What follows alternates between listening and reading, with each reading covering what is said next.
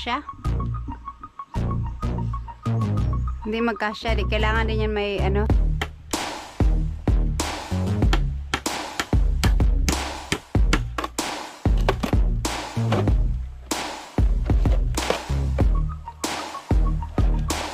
Ano na lang. Tabla na lang ang bila.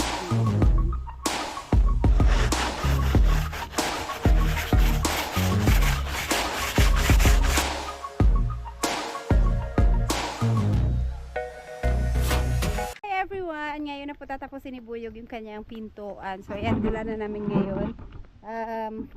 Magaan lang naman siya, kaya nagmotor na lang kami. Kinandong ko na lang siya sa kandungan. Ayan, mainit na naman ulit.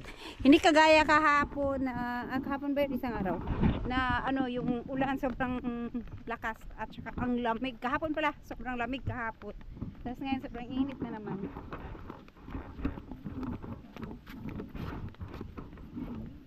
Ha? Ang mag-alin? Doon sa likod, sa gilid. Oh, nagdaob. May nagsiga doon. Oh.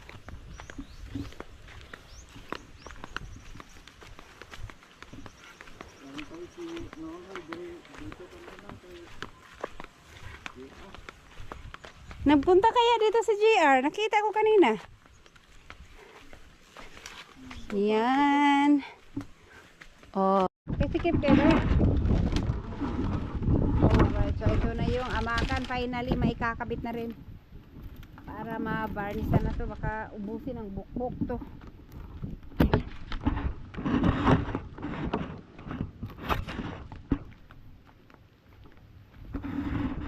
Dito na lang magkating siguro kasi maluwang-luwang at saka hindi mainit. Okay, tawan ako. Alright.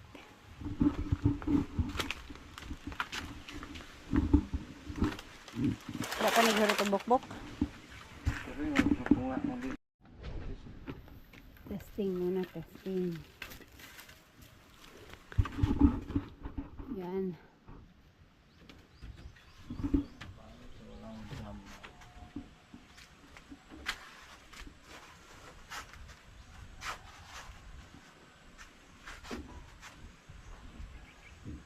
Kasya? Hindi magkasya. Di kailangan din yan may ano, tabasan, putulan.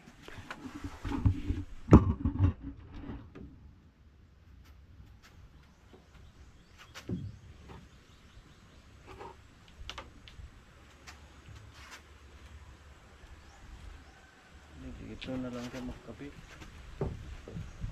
Ilagay ng bisagara. Pwede po. Pero sa other side. Kasi yung ano, alin ba yung baliko dyan be? Yung pinto no, yung kahoy no? Yung kahoy ang baliko. Pero pag may jam sana yan. Hindi mo nalagyan ng jam.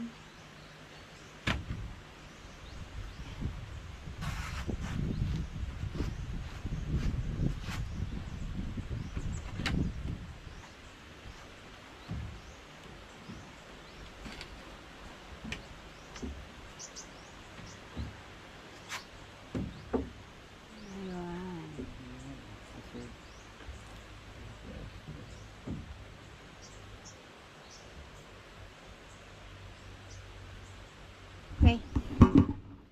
Na kasi yung pangit na kasi yung ano niya dito sa gilid kaya ika-cutting na lang ni Buyog. Dito na lang siya sa bandang gitna ng ano. Tsaka ito. Yan ito hindi na ito magagamit eh. Wala nang ano. Nahiwi. Nahiwi.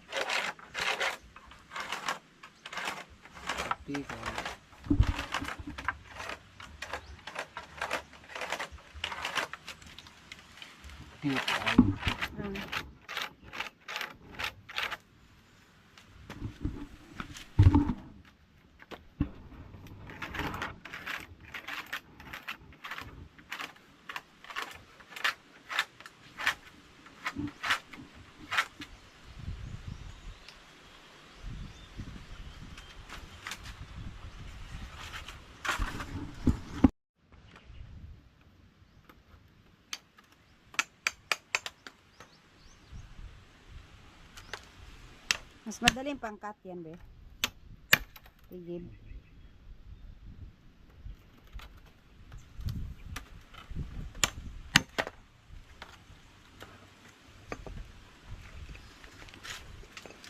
Tigib ang gamit ni Buyog. Pwede bang mag-cutting.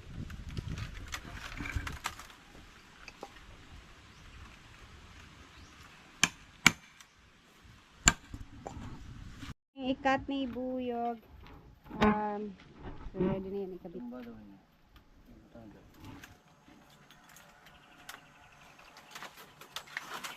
Ano? May straw.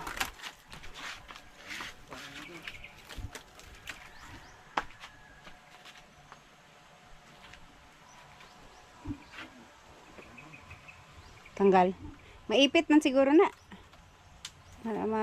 Matakpan ng ipit.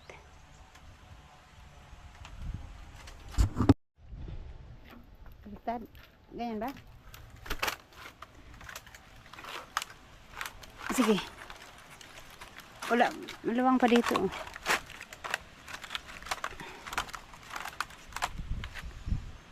Okay.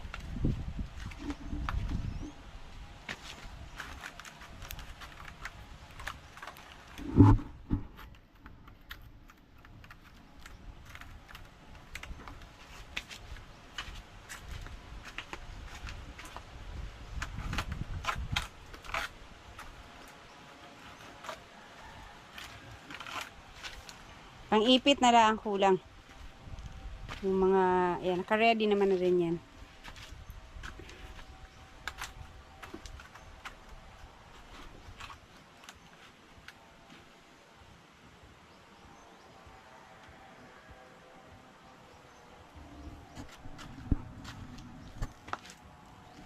Tinanggal ni Buyog kasi mas ano daw, ipitin na lang diretso itong amakan. Kinabit na niya yan kahapon pero tinanggal niya ulit.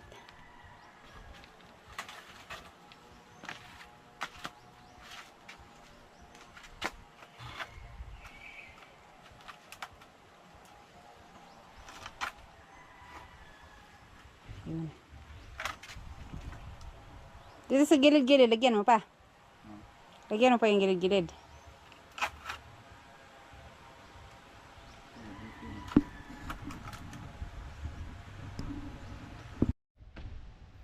Okay.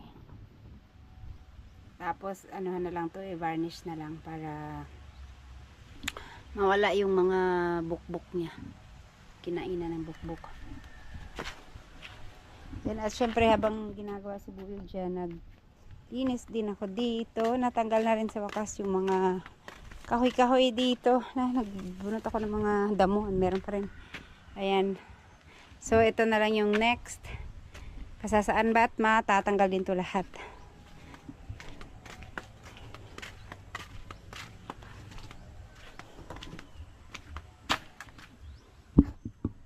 Pako.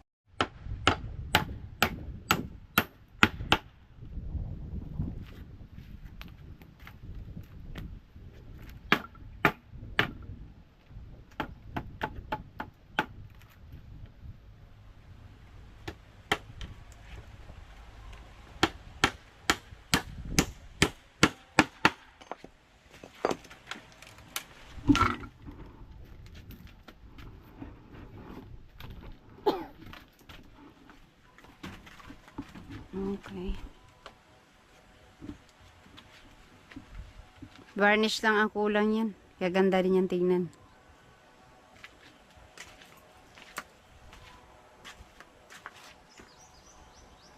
Pitan mo sa gitna na wala hindi rin.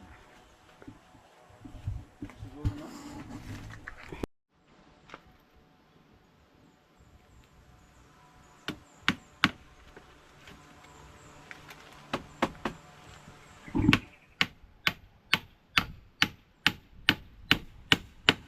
Ayan, tapos na dyan. Ito na lang isa dito sa kabila. Bitawan ko ha.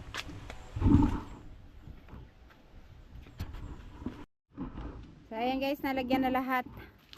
At naipitan na lahat. Yung plywood naman yung ilalagay.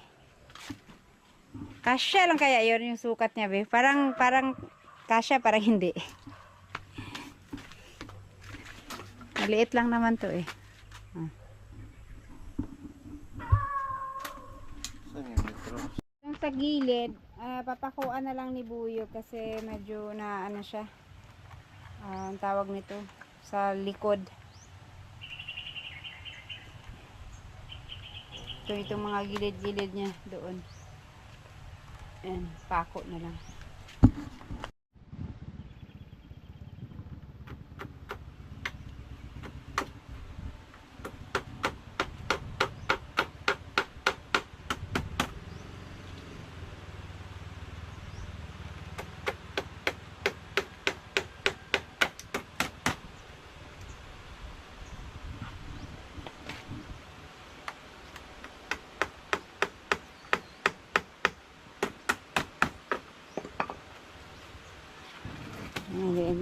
Wala na ang listen.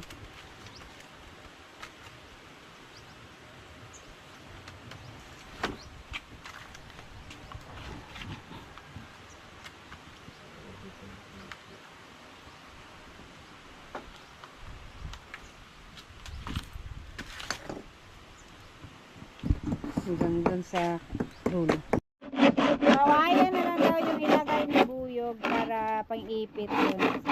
So, ito, may marami pa namang kawayan dyan. Yung mga tira-tirang kawayan on. So, ito pang-ipit lang naman. Matatakpan din siya ng plywood. Kaya okay lang na kahit ganito na siya kaluma. Luma ito. Season na nga ito eh. Ganun ba ang kawayan? Mas maganda pagka ano na siya? Tumagal na?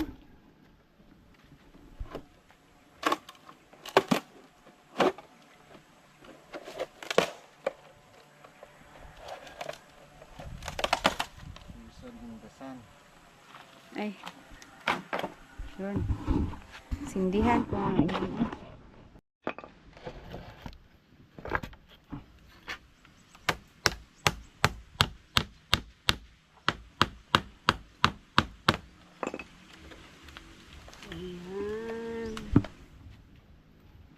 Ito pa isa last. May panghuli pa.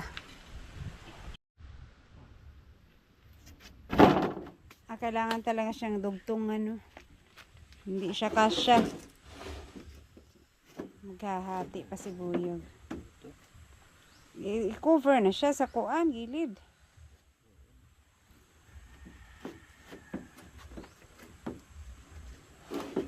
Ay, na-cover na tanan.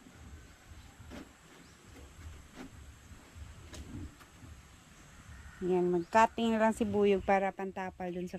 Yung isa be, baka mas malapad yun. Parehas lang? Parehas lang? Hindi, cuttingan na lang. So, hindi siya ano... Hindi siya kasya na yung lapad niya. Ngayon guys, dito kami kasi mas patag. At itong ano na lang... tabla na lang ang kabila ang kailangan. Dito magkuhan. Ha? Dito.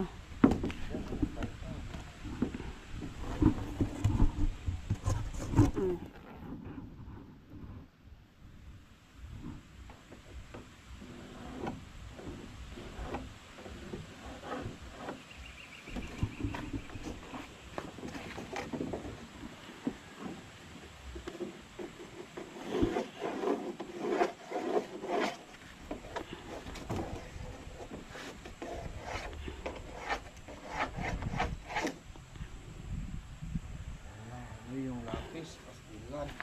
Pastilan. Dogi. Pastilan, dogi. Mapuruli yung lapis. Dang.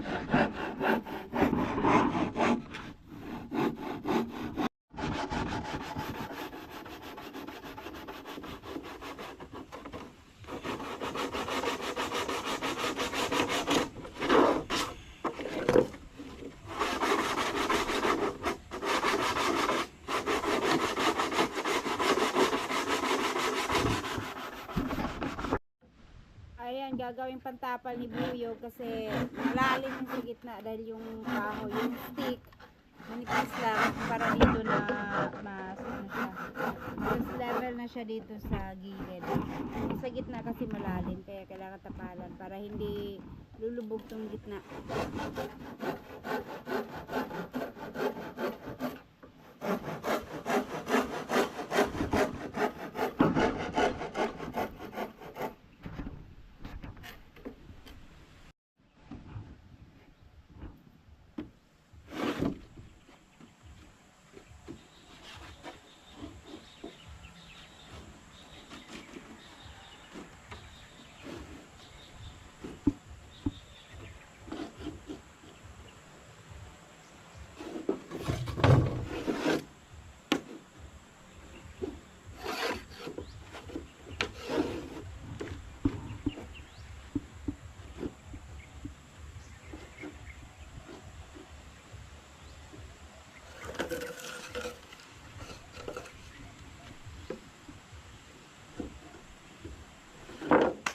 Yan, pako.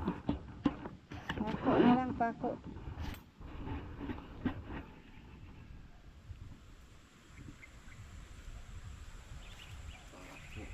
Pako mo. Pako mo.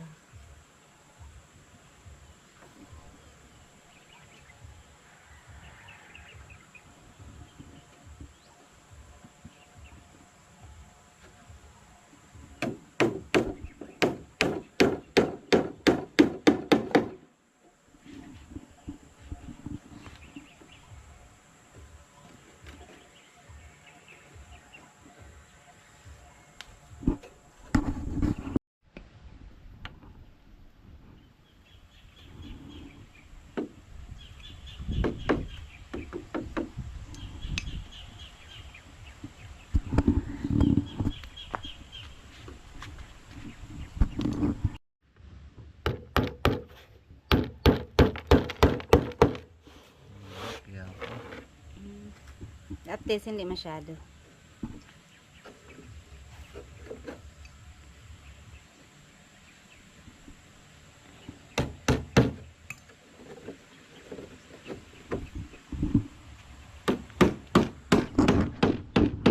Ayan guys, yan na lang ang kulang at matatapos na rin. Pero titignan ko pa kung papalagyan ko to ng doorknob. Meron akong biniling doorknob dyan. Tapos, naalala ko, pag naglagay kami ng doorknob, butas-butas nga pala to. Pag nag-lock kami, pwedeng abot siya ng kamay para i-open. Kahit na-lock mo sa loob. Abot siya ng kamay eh. Kung dito naman, oh, maliit na bata, abot yung maipapasok yung kamay. So, baka yung ano na lang, yung lock na lang dito na kandado. Kasi hindi kagaya dito sa loob. Walang butas na pwedeng ipasok yung kamay dito. Maabot nga pala oh, maluwang. Ito naman kung dito, kahit kung bata naman yung magpasok na kamay, pwede rin. Malusot yun ako kamot. Ayan, natapos din sa wakas. So, bisagra na lang ang kulang yan. At yung lock niya. Tapos pwede na siyang kabit. Pero itong dito, open pa, hindi pa nasara. Pero may mga kahoy na to, hindi lang na ikabit. Kasi, nakalock naman na siya, nakakapag-iwan na kami ng gamit dito. Kaya hindi na muna namin yan inuna. So tabi na muna namin yan at uwi na kami kasi hapon na po. Bukas na ulit itutuloy. Akit ni mo?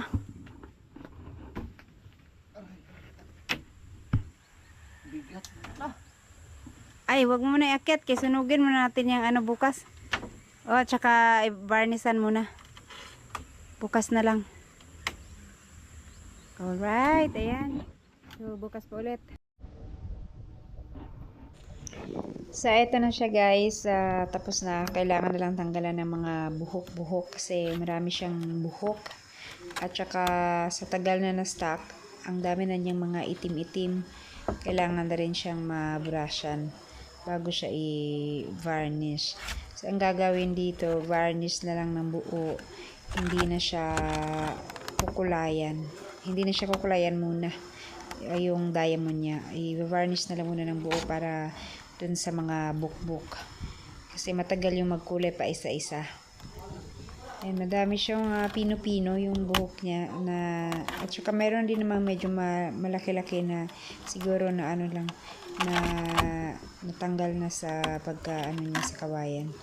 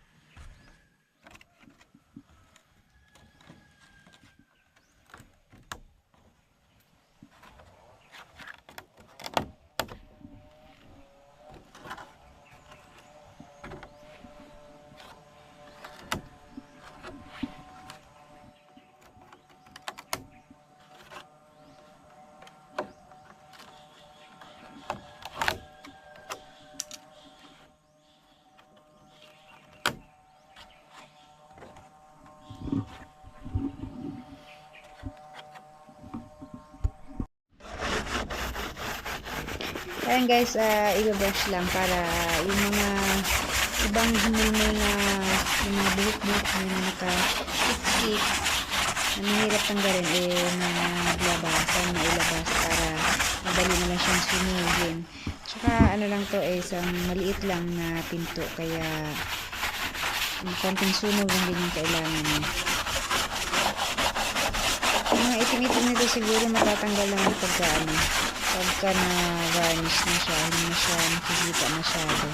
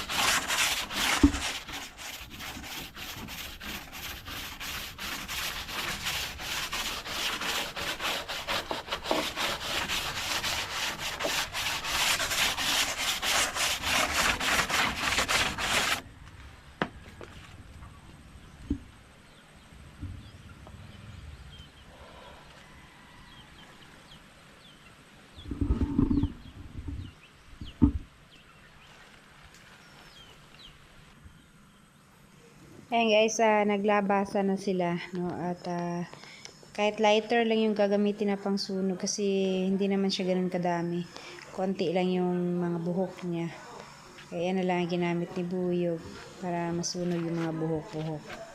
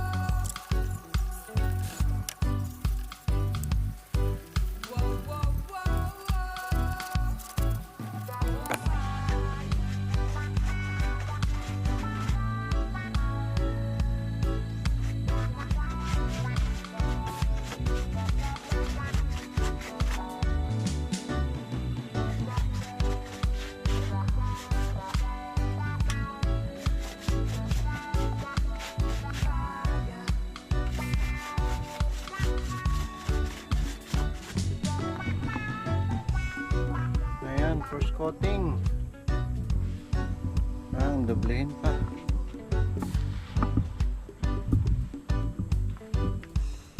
Alright.